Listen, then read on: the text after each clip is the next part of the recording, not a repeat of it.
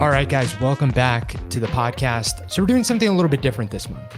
You know, we talk a lot about health at Train Hard, obviously, and a big aspect of that is mental health. And while we're definitely not experts, fitness is what we know and what we love and what we enjoy.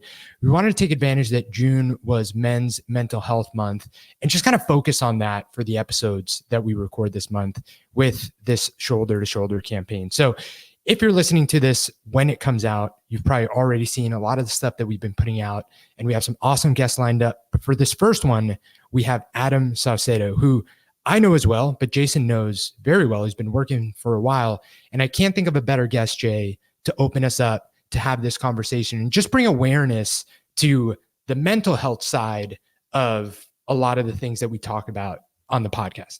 Yeah. So, I mean, Adam, I originally, I got connected with Adam like back in, 2011, 2010, 2011.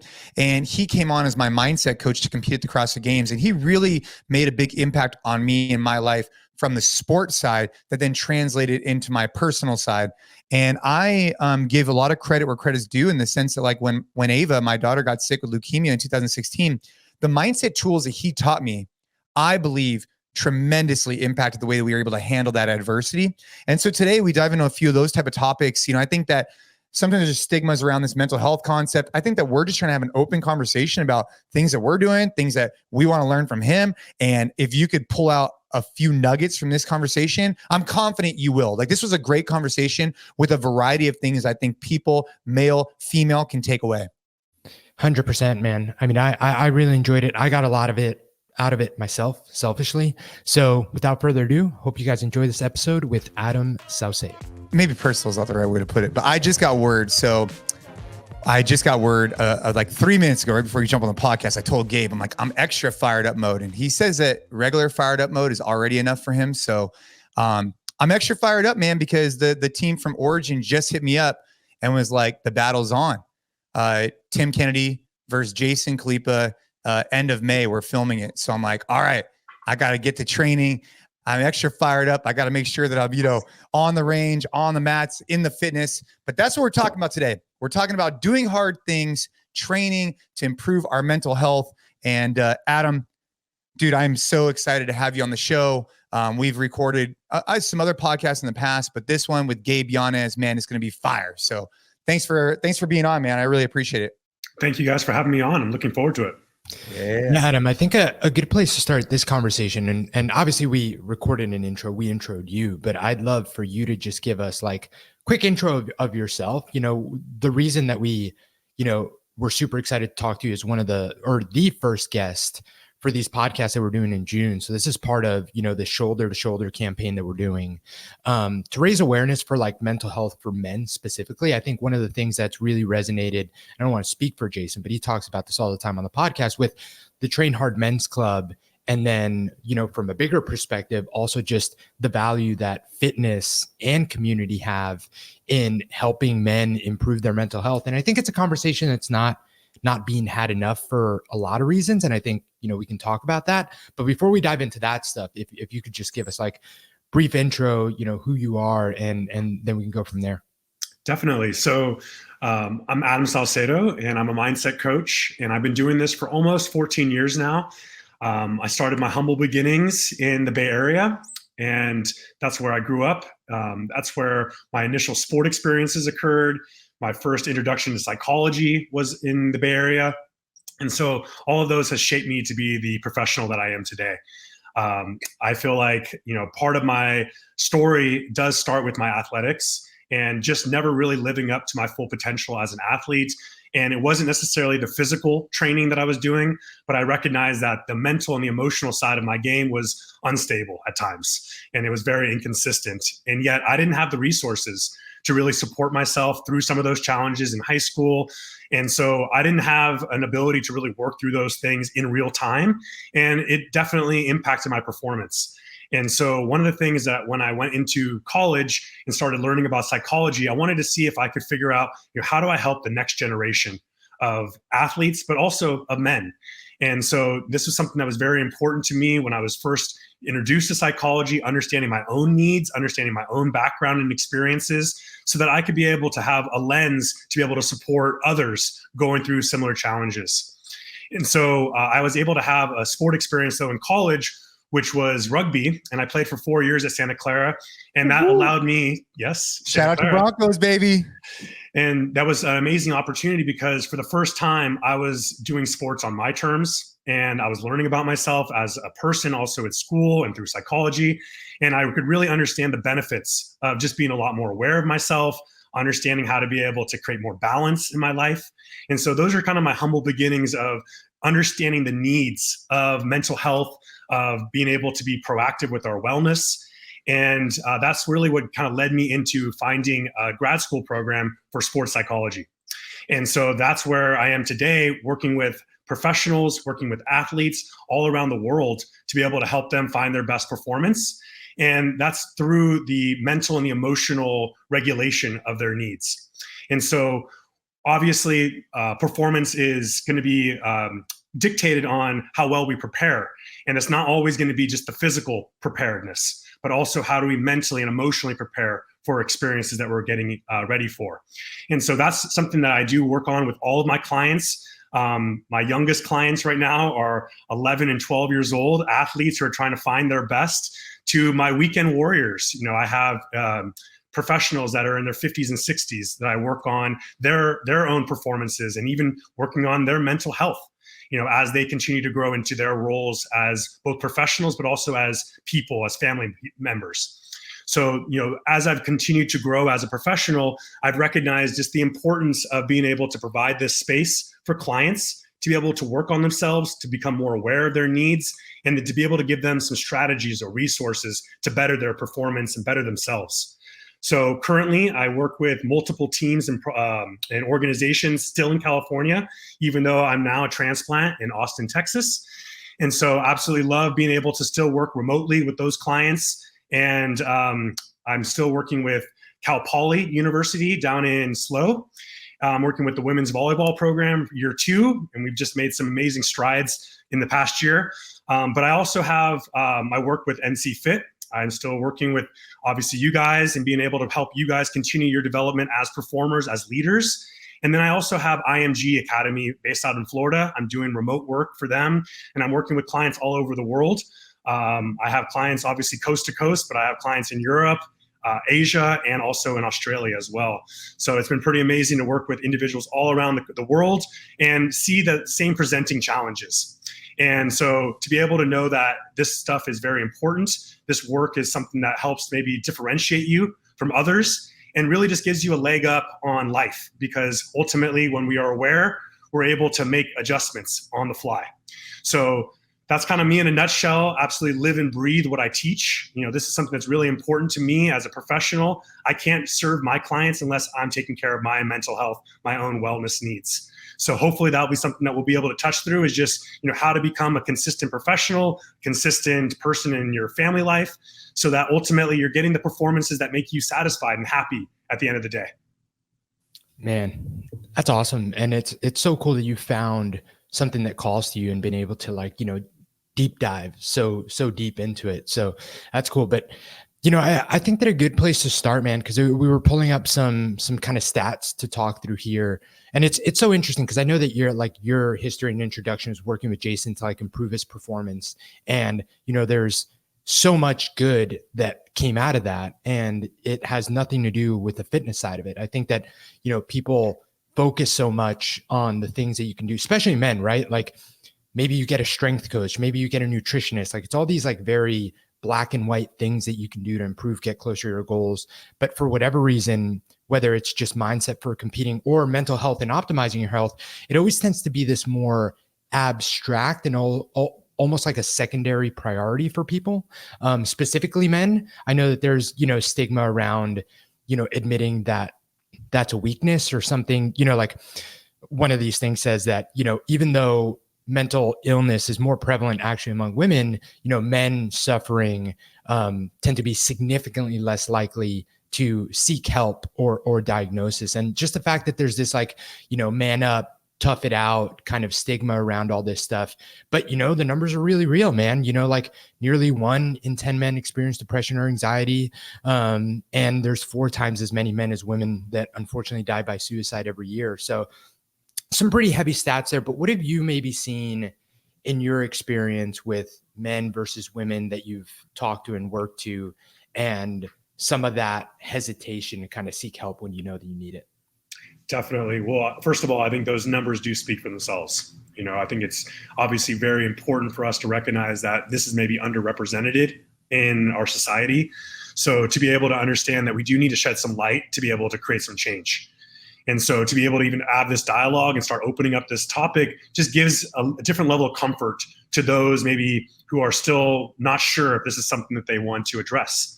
And so what I would say is that you're right. There is still a stigma, even though I think we have made some huge strides in the last 10, 15 years. I feel like there has been a change in that direction, but not maybe quick enough or maybe not great enough yet. And so to be able to recognize that, these are things that have been perpetuated over time. So this is not something that is just, a brand new idea, but this is something that has stuck with men for a long time. That, this is obviously a place where maybe we show some weakness, or maybe that there is some sort of shame that comes along with this. And so those are things that are going to prevent us from actually taking action, or we're going to avoid wanting to address this situation because of how we feel like others are going to perceive this. And what's really interesting is that when I talk to other men about this, it's not really their concern around what other women are going to think about this. If anything, other women might actually celebrate this or encourage this or be able to give them some sort of validation around that. But it's really more of the concern around what other guys or other men are going to think about these choices or actions. And so I think that's very interesting to understand that that's our community. And so it starts with us. We have to be able to start to foster a place where this is more acceptable. This is okay to be able to reach out for help and to ask for support. That doesn't show weakness. If anything, that shows strength, shows maturity. And so for us to recognize that, first of all, we as men have to create that space for other men. So when someone talks about this or sharing that they're thinking about this, how are we, responding to that? Are we putting them down? Are we telling them? We're making a little joke? Are we, putting them into a place where they're starting to question whether or not this is a good idea? And so it's up to us, first of all, to create that space for other men to be able to think that this is okay and acceptable for them, that we're not going to immediately make a joke about this or put them down or make them feel less than in those moments.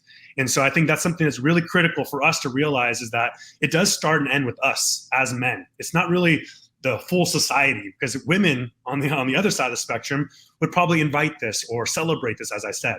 So to be able to find that balance for us as men, I think is going to be the first starting place. What's the argument? Okay. What would your argument be back against? I was listening to Chris Williamson the other day, and they were talking about this exact thing. And how would you define, or how would you look at the difference between a guy with women, right, coming off weak, or what's the word I'm looking for? Like not feminine, that's not the right term, but like, how do you characterize, how do you be a guy who wants to be aware of their mental health, their concerns in life, the issues that are going on, present them to other men, but not come off as fragile, incapable, emotional. Like, you kind of get where I'm going. Like, so where is that blend? Because like the way I like to think about it is like with these men's club that we meet up every week, just trying to talk about real stuff that's going on in our lives and just like having a conversation about it. But it's not so much like who is me or playing the victim or being weak about it. It's just being real about it, I guess, is the difference. I don't know where I'm going exactly with that, but do you get what I'm talking about? Where, your thoughts would be helpful. Well, what I would say is that, obviously with women, we're able to find that there's at least a comfort zone with talking about things. And so they can create a space, hopefully, for us to be able to be open a little bit more than just the natural male environment. So I think what you're saying, though, is that you're creating that kind of openness or that kind of comfortable space in the men's club where people can start to become more real. But what you're really, I think, alluding to is like, how do we own up to some of these thoughts and feelings? How do we actually share this in a way where it's maybe not necessarily coming off as highly emotional, but much more as just kind of more just the facts. Like, this is what's going on. This is what's happening here. And so it does start, though, with being able to organize it yourself. We have to be able to have this understanding of what's going on, what we need to feel comfortable sharing, what things we want to hold on to ourselves and keep it private, so that when we are navigating this very new or uncomfortable space, we at least have some preparation going into those moments. We have those boundaries set for ourselves. And that can build some comfort, some confidence entering those moments, so that we're not feeling like we're going to just be a fully open book. And all of a sudden now we're like opening up Pandora's box, and now we don't know what's going to come out. And am I going to get highly emotional in this moment? And is that going to look bad or weird to others? And so by having that organization heading into that meeting or that preparation, we can at least know, okay, where do I want to take this conversation, or what do I want to share with this group that feels safe to me, versus what things right now maybe I'll have to feel out as that talk goes on. Does that help? Yeah. I think I think what you're alluding to, or what you're saying, is like obviously creating space, creating boundaries, but then isn't that kind of what we're talking about in the terms of like, how do you then push your threshold of comfort when you are in these environments without coming off as, I think it's a real thing that guys feel, is like, hey, they want to be the strong person in the household when adversity strikes. Mm-hmm. But then if over time they continue to be that figure and they're not releasing in some way, shape, or form, then they may gravitate towards things that are unhealthy or whatever. So then how do you, I guess, find, I guess the question is, it's independent based on the individual, but they need to, I guess, reflect on what are they going through? How do they communicate it to get to a better spot? Is that kind of the way to look at it? Definitely. I mean, you have to find peace, acceptance. Yeah, find peace. Yeah. Exactly. And so there's 3 A's to change that I always teach my clients. You start with A, awareness. We have to know what's going on. We have to know the issue firsthand. Then we go into A, acceptance, which is going to be now finding that peace with the situation, understanding that obviously we're not okay with it happening, but this is my starting place. I can't be in denial that this is the situation at hand. And once we've now created those first 2 A steps, we can go into that 3rd A, which is action, which is then now creating some sort of meaningful change or trying to figure out something to experiment with in your life to create some betterment. So we have to find ourselves going through that pattern of thinking. We can't just jump from knowing the issue and then trying to go into action mode. We have to find that peace. We have to find that acceptance so that we're comfortable now entering that environment, knowing that whatever anyone else thinks, I'm okay with what's going on. Because I think what we're really talking about is that we're concerned with the judgment of others, right? And what are others going to think? What are these other guys going to think I'm less than or weak because I'm sharing this information?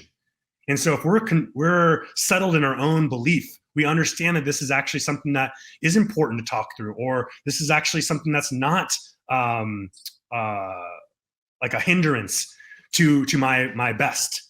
That this is only a means towards learning more about myself, that this is an opportunity to grow. Then we can go into that with some confidence that I'm willing to share this because this is actually going to make me better.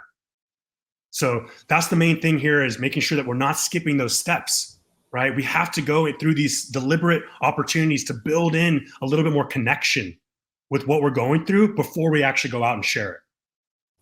I think that's, a big part of why, because this whole kind of thing stemmed from the magic that Jason's seen happen at these men's club, right? And I think that there's so many like interesting, non-intentional ways that what getting a group of men together to do hard stuff, even the fact that it's outside, even the fact that it's, with people like in their community, like there's so many of those things that speak to a lot of what you're talking about, Adam, in that like, it's a similar group of guys that are meeting every week. So I think that also having these conversations takes time, and it takes trust that needs to be built up week over week. And I think that the trust that you build when you see someone that's coming to a Saturday workout over and over and over, that they don't necessarily have to be there for, that they're not even necessarily like paying for, like it's like so voluntary, and they're just showing up, they're doing the work. And I think that over time that creates this comfort level that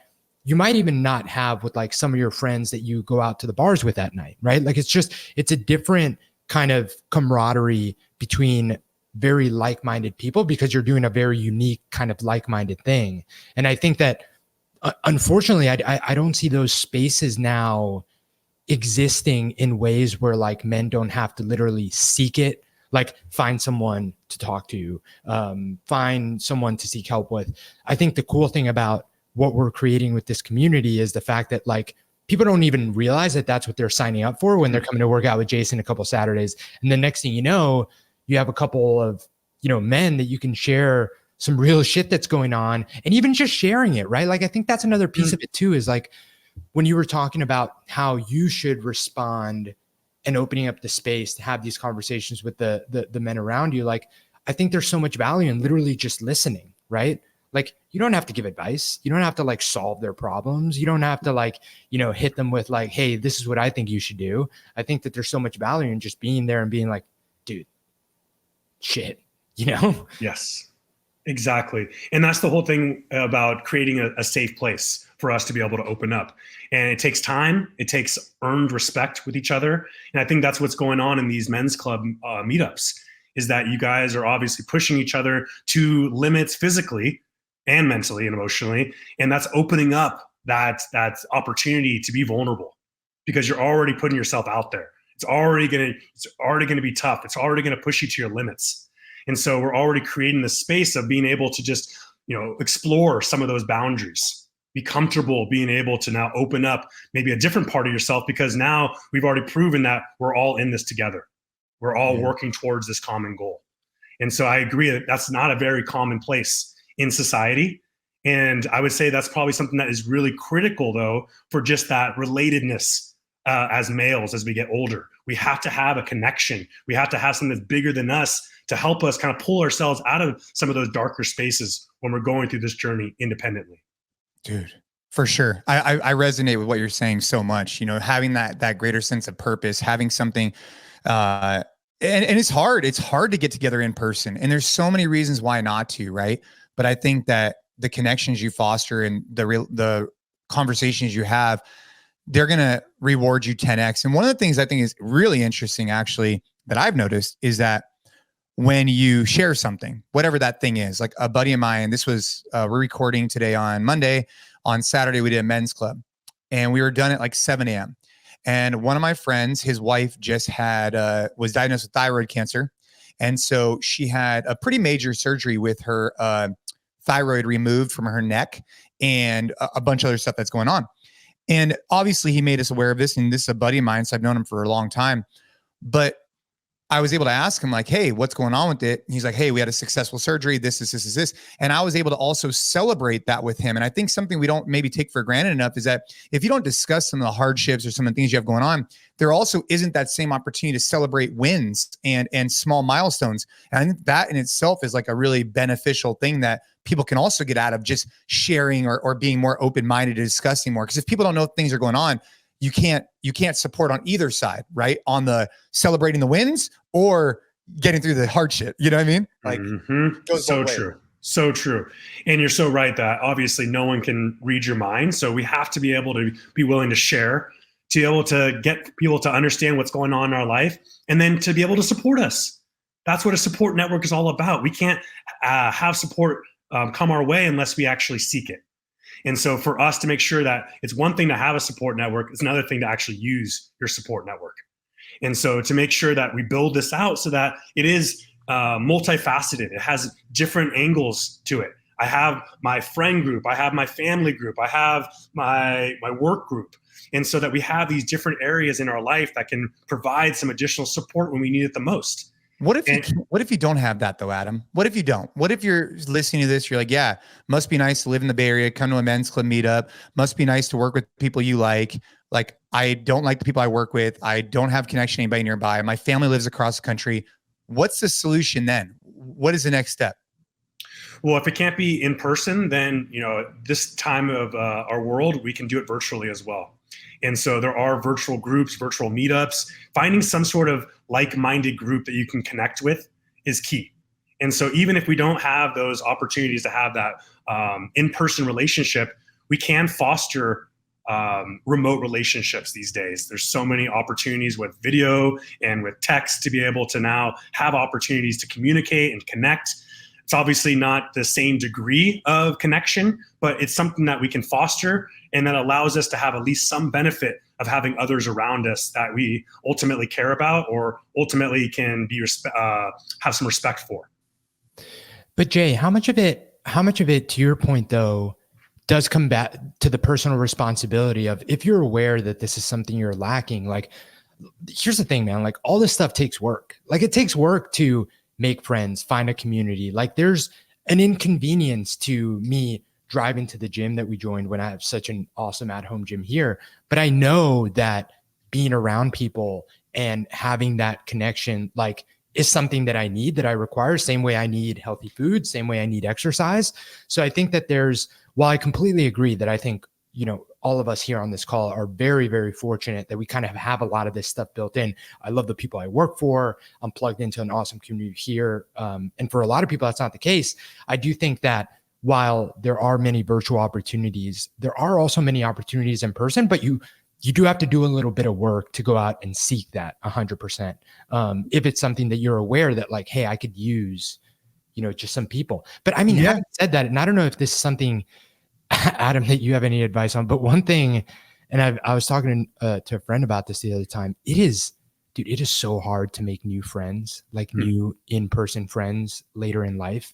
I feel like earlier in life, it was so easy, right? Like you started high school or like you started any grade and you were just immediately like next to a group of people. And like you would find 2 or 3 that like, you hit it off with and boom, you had friends, do sports in college, like boom, you have a network like this, probably the best friends you'll ever had. I still, stay in touch with my friends that I swam with in college. But at least one thing that I've definitely noticed now, especially being like a young parent, because you also have to find someone that's dealing with kids and it's kind of in the same stage of life with you.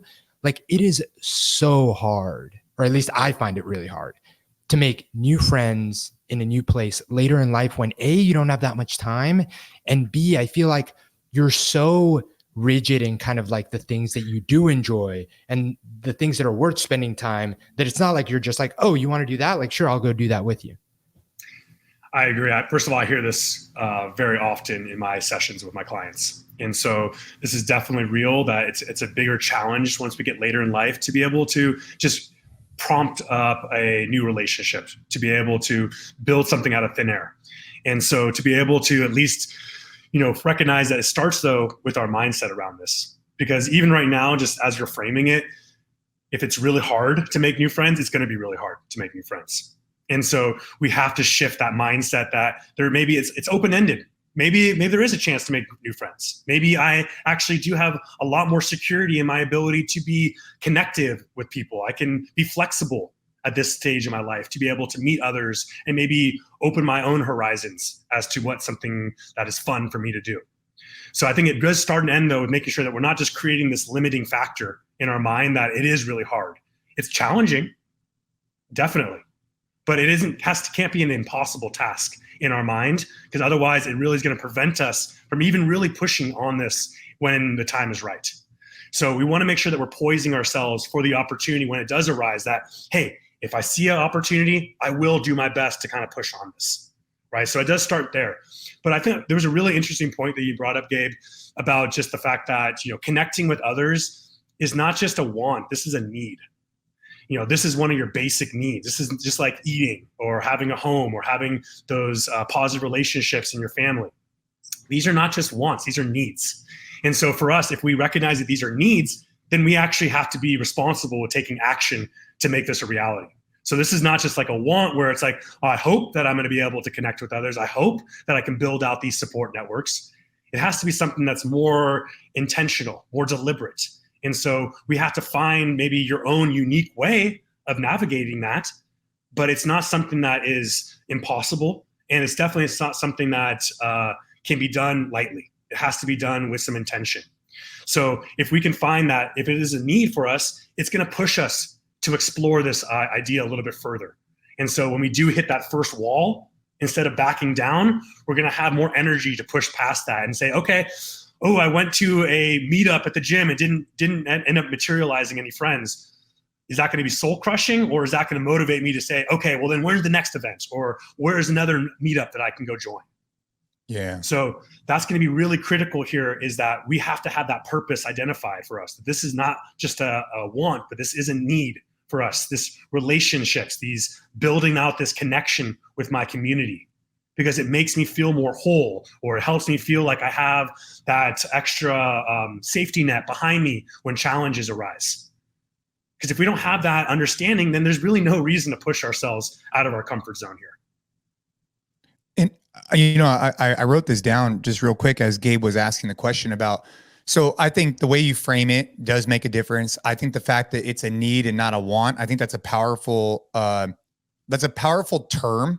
And there's a huge difference between the two, right? Like you're equating the need for connection and whatnot with the need to eat. I mean, they're like, they're life skills, like they're requirements. And, you know, I actually wrote this down. I mean, Gabe asked a good question, right? Like, you know, is it a lack of prioritization, or he brought up like, it is hard. And, you know, one of the reasons why I started the men's club, we're on week 34 in a row. Wow. This upcoming week, right? When this releases, we'll be on week, I don't know, 40, whatever.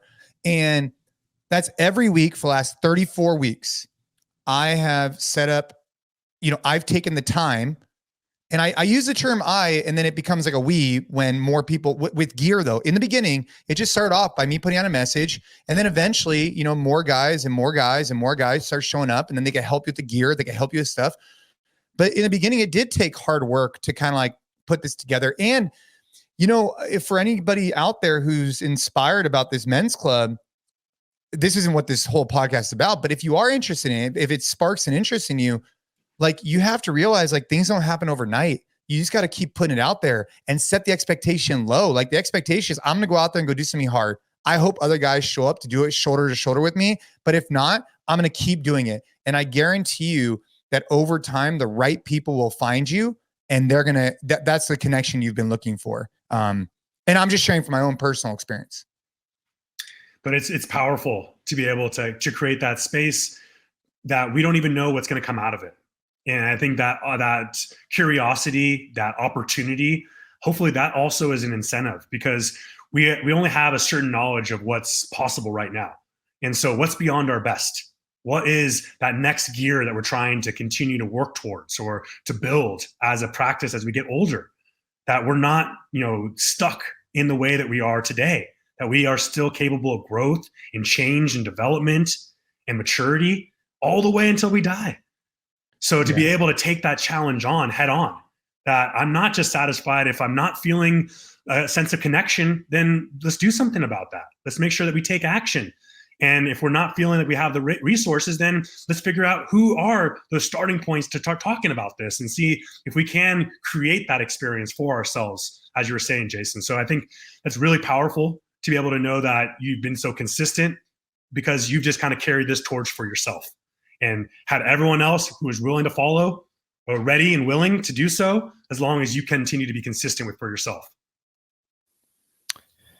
You know, one of the things that I love about this podcast, and we get a lot of emails and a lot of feedback, specifically recently, we've been getting a ton of feedback, and it's been awesome to read. But, you know, one of the things that I love is that we attract a very similar person, in that it's someone that takes so much pride in being, you know, the things that the brand is about, right? Like protect, providing, training. But I think with that, and I've definitely, and I've shared this on the podcast, like I've felt this for the first time probably in my life to a certain extent. And I'm curious kind of your thoughts on getting in front of this stuff. But there's definitely a sense of overwhelm and pressure that comes with wanting to be all those things, right? So like, I want to be a provider for my family. I want to be a protector for my family. I want to train and be fit and super healthy so that, you know, like Jason says, so I could be the fittest grandpa, you know, later down the road.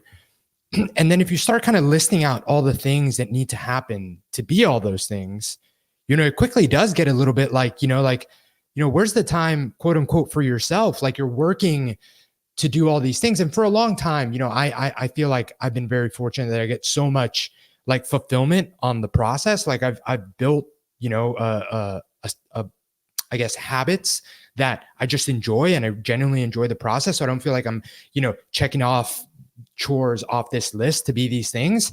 But it does get to a point, and this kind of like, like boiled into like a head as we're like getting closer to expecting our second baby, where I did start to feel a little bit of like, this is a lot. And there's a lot of uncertainty that's coming with that, and how I'm going to balance all the things that I'm currently trying to do and want to do and still feel like I'm falling short, with also like the uncertainty of like, is this going to be like double the work? Is like being a parent of one versus being a parent of two, like literally, is that going to 2x? Like, how does that fit into this equation? So I know that these are conversations around kind of like balance and stuff that you have with a lot of people you work with, but where do you start when you have the best intentions to be all these things, but the process that it takes to be and excel at all these things is this like endless list of how can you work on all that at once, and it gets overwhelming.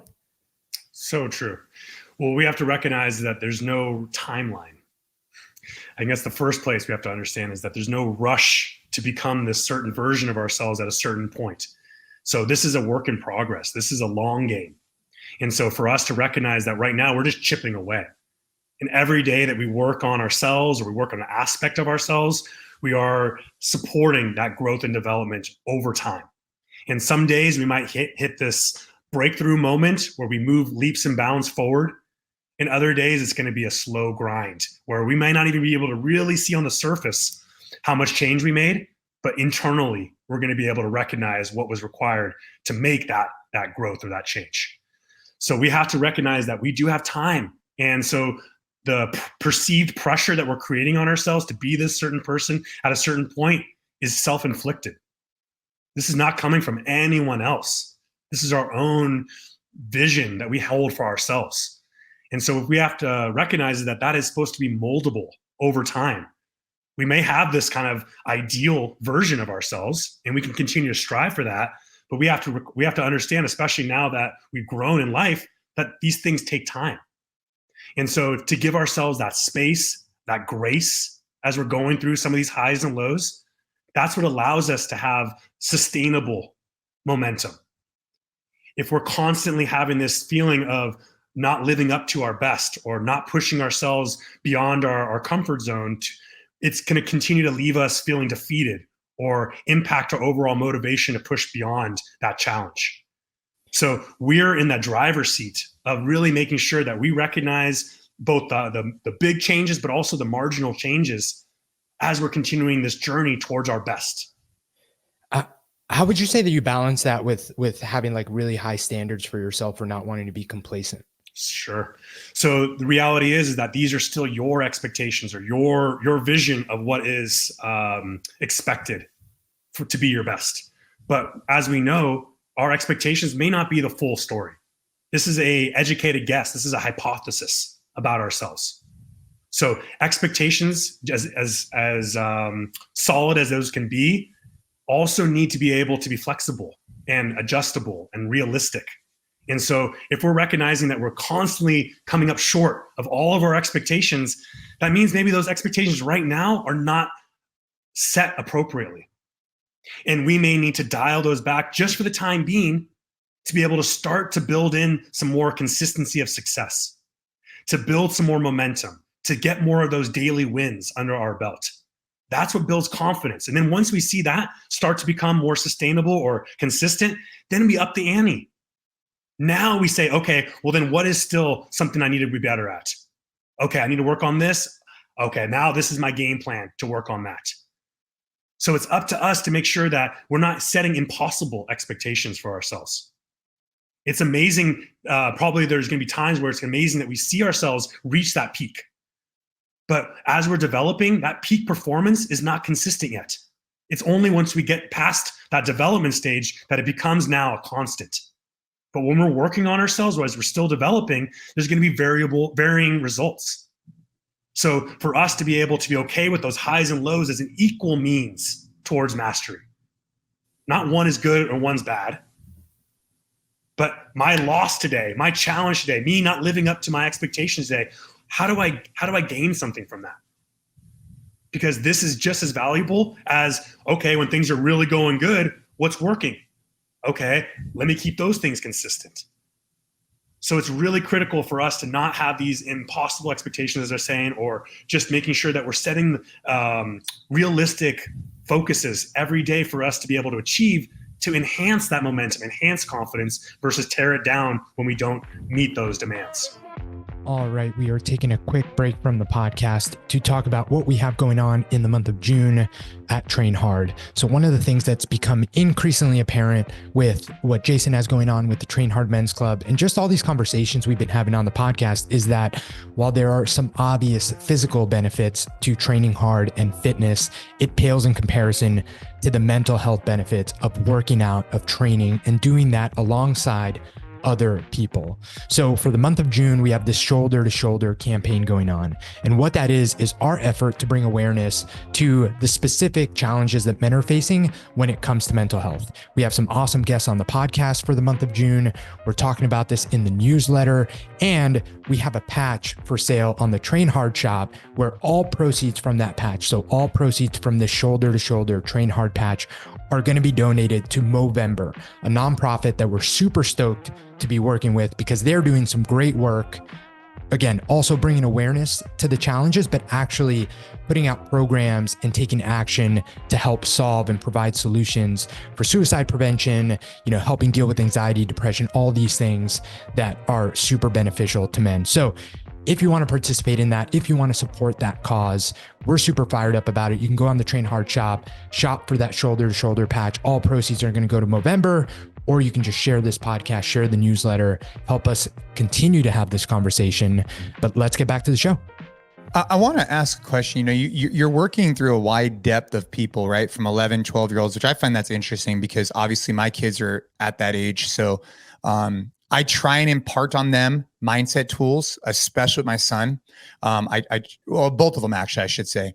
Understand what's in your control, utilizing positive self-talk. We try and be aware of those things when we hear those things come up with our kids, right? Where you might hear, Caden say, I suck at that or whatever, and trying to reframe the way they look at things at an early age. I guess because you work with people at a young age to an older age, what types of things do you think a parent listening to this could be doing with their child to start embedding mindset tools and tips that they could use in their life, right? So the way I like to look at the benefits I've gotten from you is that the benefits came from sport. But then the sport benefits translate directly into real life. Like Pete, the founder of Origin, was talking about this. He's like, look, dude, everything that I learned through sport has benefited me in business. And so I want to know, like, for the youth side, what in particular are you focusing on and how can a parent implement that with their own child? Definitely. Well, I think it first starts with that space that you create. So just like we're talking about with the men's clubs and being able to create an environment where people can feel comfortable sharing, being open, being vulnerable, that they're not going to be put down for saying something that they're actually thinking and believing. That's what we really need to create for the younger generation as well, is that there's just an acceptance or it's okay to be able to open up to your parents. That's got to be the first place, the first safe people in their lives to be able to open up to completely. So to be able to start to now model that behavior as parents, the way that we would hope for them to be able to now grow into their adulthood, giving them the opportunity to work through their frustrations, but then providing them with that other side of the coin, that other perspective that they may not be able to have the maturity about yet. And so this is a teachable moment every single time that they're being challenged with their negativity, or they're feeling stressed out, or they're feeling sad about something. That opening up that space, giving them an opportunity to share what's going on. How are you feeling about this? What are you thinking about with this situation? That level of awareness that we said earlier is the first step to being able to create change. So we have to just, first of all, create that space, as we said. And then I would say the next big piece to this is being able just to encourage, to reinforce when they're doing things the right way. So it's not always pointing out when things are going wrong, like, hey, we need to work on that, we need to fix that, or hey, you're being negative again. But when they're now being more positive, being a little bit more intentional about switching it, like, hey, I do suck at this. Wait, no, actually, I'm actually pretty good at this. And you see that turnaround in the real time. to celebrate those things, to encourage those things. That's where these connections are going to be created for the child. So it's all about that positive reinforcement to really create this now enjoyment that they're doing something that actually benefits themselves. So I think that would be the greatest starting point for any parent, is to reinforce the good things that they're now working on. So to continue to reinforce, obviously, when things aren't going their way, but being a little bit more deliberate when you do see those changes now in real time, help them connect those dots. Help them see like, hey, look at how this played out for you. This is actually much more of a positive experience because you thought this way than that way, right? And being very obvious about those changes that they made so that they can take ownership, that they can feel pride when they're actually doing this more on their own. Yeah. Jay, you've mentioned this so many times with Caden. Like I know that we maybe bias bringing everything back to fitness, but I think it's also like doing the physical to be in a better mindset, to not be so wound up tight to where you'll go into the negative first. Like I feel like, and the reason I bring you up is because you talk about, and I've taken this 100% to heart, because I'm telling you, man, we have a 16-month-old and he's the same way. Like you have to run him. You gotta get them like a German Shepherd, dude. I'm telling you. They have to move during the day. You got to get them doing something. You can't just like sit them down, even like to color or anything. If they're inside all day, or at least I know that's the case now for Shay, and you've said that it's the case for Caden. Like if he doesn't move, if he doesn't get a good amount of movement in, I would imagine it's a lot harder to do all the things that you're talking about, Adam. Like I feel like the physical is almost like the prerequisite to a lot of the things that we're talking about here. A lot of the like having the conversations, being open-minded, like doing all these things. Like you're just not going to be in the right headspace to be able to do those things, or even be aware that it's something you need to work for if you're not kind of taking care of the physical health side of things first. So true. And that's the way that I would teach any athlete how to reset themselves, is that in that moment, being able to come back to the idea that we cannot think clearly until we have resetted ourselves. And so for us to be able to come back to that balance place and gain some clarity, we have to have now create a little bit of that exertion, get ourselves a little bit now tired in a sense, to be able to kind of lower the shield, or lower that, lower the shield in that moment, so that you're able to now open up to yourself. So that's so critical. We have to be able to now get to a place where we can quiet some of that overactivity in the mind. And so the exertion, that physical release, is what's going to really allow us to get to that balance point where we can even open up this dialogue of clarity and thinking more critically in those moments. So very much so, I agree that we do want to make sure that there is that activity component that's also incorporated here, because we need to get them to a place where they can lower some of that activity, some of that over energized, a moment that they're bringing into that experience. But how about for adults too? Like you use the word reset, and I'd like to think that I use a variety of tools to reset. Most of them are fitness related, right? Like you got sauna, cold plunge, and really hard workouts. I find that the most accessible is hard workouts because the other ones not everybody has. But use the word reset. And obviously we are very biased on fitness. We understand that. Is there other people reset? Is there a way that in your background, I know you work with a lot of athletes, so you're probably a little bit biased too, potentially, but I'm curious, like, is there a way to optimize your mindset, reset, do all these things without incorporating some type of physical activity? Yes. Comes back to mindfulness. So there's ways for us to bring ourselves back to the present moment using different mindful tools, whether that's just deep breathing in that moment and kind of centering yourself, centering those emotions. You can even meditate. So closing your eyes and really focusing on just the breathing, focusing on kind of centering your thoughts in that moment. You can even do something like mindful walk.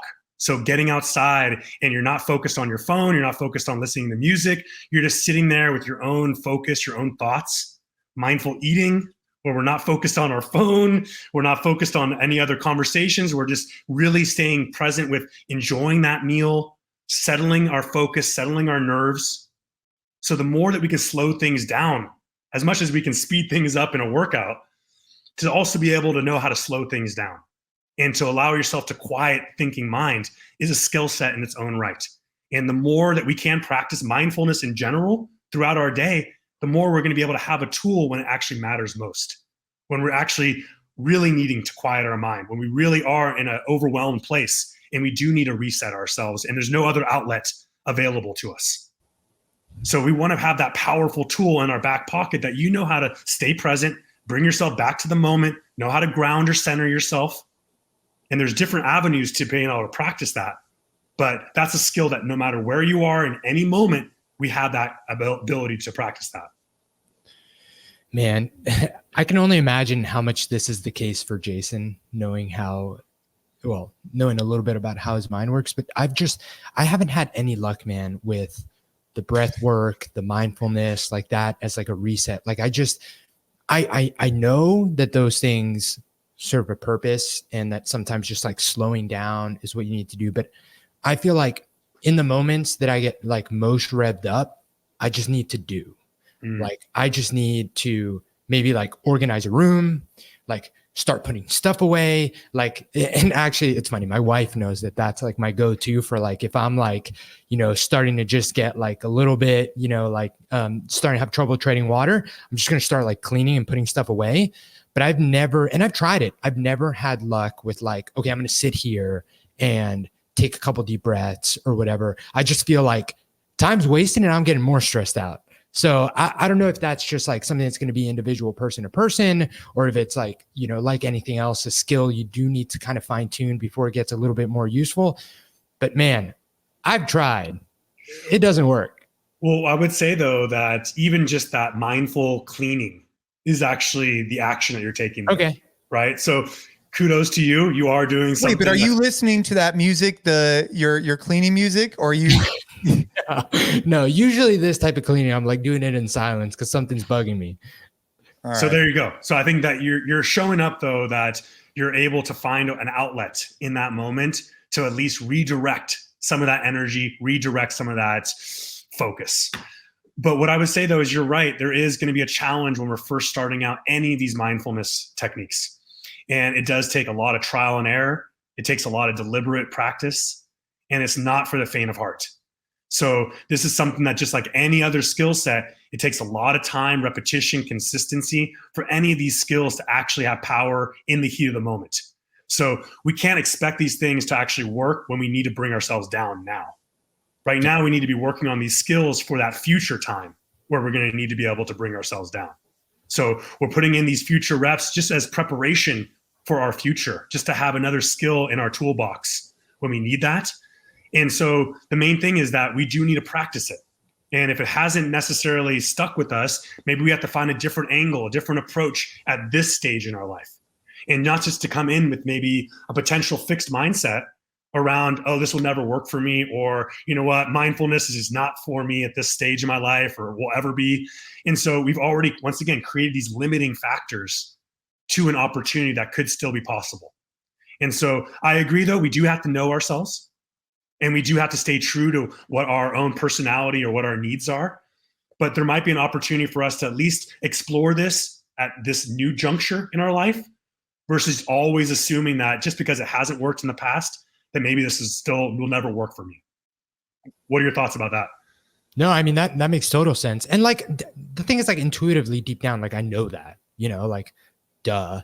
But it's just like I feel like in the moment where you like need to pull these levers, it's I just need a solution here. Like, I just need to like not get revved up to the point where I am going to lose my cool, because that doesn't help anyone. And that's where I think that that seems to be the toughest time to maybe use something that hasn't worked for me, because these other things have worked for me. Yes, exactly. Jay, I'm curious. I mean, do you have any luck slowing down the RPMs in that engine that's up there that never stops? Oh man, I got to do something physical and hard. And same. That's it, man. I'm trying, as of recently, I've really been trying to explore the faith conversation, and that's been really powerful. That's been a really fun journey. And I actually want to get, Dan Bailey I want to get some of these guys and start having more of these type of conversations, because that actually slowed me down a little bit. trying to find some solace and some peace through prayer. Now you'd say that I'm not quieting my mind because I'm speaking, I'm thinking, but that's been really helpful for me as of lately. And it's definitely something I want to explore more on this show. Not this episode too, we could talk about it, but in future episodes, I want to talk a little bit more about what role faith plays. You know, one of the things I think is interesting, Adam, is I was listening to Richard Branson. Remember the guy from not the founder of Virgin, but the fun, like the actor. Is it Richard Branson? Bronson. Yeah. Bronson. Okay. And he had just gotten baptized, and I just watched a YouTube video with him where he talks about how he sees that it was a large amount of people believe in a greater being, higher being. And in particular, he was referencing the youth. He brought up a study that, like, you know, kids ages 18 to 29 are one in this amount, like, or whatever. It was a pretty high amount believe in a higher being, and that they're exploring Christianity and other religions. And I found that to be, I don't know what your experience is here, but I'd be curious your thoughts on faith and what role that plays in mental, I guess, resilience, health, whatnot. Definitely. Well, first I would say that you are at least redirecting your focus when you're thinking about faith. And so even though we're not quieting the thinking mind, you're redirecting those thoughts into a much more productive and hopefully a lot more of a positive direction. So that already is being checked when you just shift your focus towards faith, or reading certain scripture, or listening to a podcast. You know, those are things that are redirecting that, something that's productive, something that's going to serve our needs in that moment. So I think right there, just to realize that you are doing something that's positive for yourself, even if it's not maybe that ideal of meditation or completely being silent with your thoughts. In terms of faith, though, I feel like this is such a great area for us to be able to relinquish a little bit of control. And so with life, we're trying to control all these aspects. We're trying to make sure everything works for us. And once again, as Gabe was talking about, having these really high expectations for ourselves. But we have to understand, and one of the first things that you and I ever worked on, Jason, is, you know, recognizing what we have in our control versus what's out of our control. And there's certain limitations to what we can really do every day or every week or in our life. And so for us to be able to find that ability to let go of the things that we can't control, and then to come back to those things that we really can control, which are, you know, continuing to foster some of these areas like faith, learning about yourself, being able to find that community, being able to find more acceptance with yourself. You know, these are things that allow us to be able to redirect that focus once we're able to understand the importance of letting go, being able to give it up to a higher power, to a higher being. It's a practice. And so once we get used to being able to know that that's acceptable, that there's going to be certain parts of our life that we're just going to have to have faith with, we're just going to have to make sure that we're doing our best to hope for the best, that allows us to be able to hopefully take a little bit less pressure off of being able to perform at our strongest every day. It may not be possible. And so for us to meet ourselves where we are, it allows us, if we have faith, to be able to go through those highs and lows, knowing that something good is going to happen if I stay true to myself. So I feel like this is such a powerful tool for us to be able to have just another outlet, another opportunity for growth. I think. Can you hear me? We can hear you loud and clear.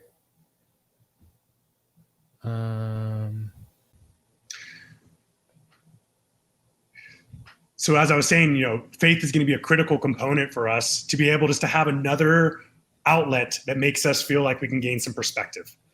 And so this is going to be huge for us as we're growing through life, because there's going to be times where we're on the surface, where we're stuck in the moment, and it's really hard to rise above that. And for us to be able to understand that there's hopefully something bigger than us, something we can trust, that's going to help us forward, that allows us to zoom out in those moments and hopefully find a little bit more clarity and perspective.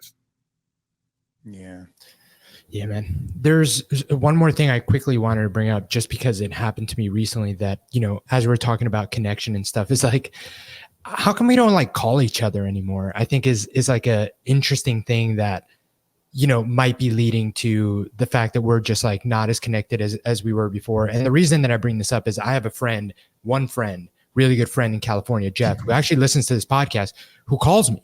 He's like the only person aside from maybe my wife, that like will just call to check in. And I think that that's something that's kind of been lost, and it's unfortunate that like, you know, we like don't use our phones for actually getting on the phone with someone anymore. We'll always text, or you like text like, can I call you? We don't really call it a check-in. So just something that I was thinking about too on the whole connection. Or FaceTime. Like, dude, my in-laws, this is really interesting. They only FaceTime with each other. And it's like so bizarre to me. Like, well, I mean, like, because instead of just like calling, like I call my mom, my dad, whatever, all the time, but it's like, they'll like literally see them. And, I think that's something I could learn from, right? Because it gives more context as you're talking through too. Yeah. So true. I want to leave with one last thought though, if you don't mind, guys. Bring the heat, baby. Bring the heat. Let's go. You know, obviously we've been talking about things that are a little bit more challenging and things that obviously are a little bit heavy at times to have to work through. But I want to just give a light at the end of the tunnel idea here to finish up.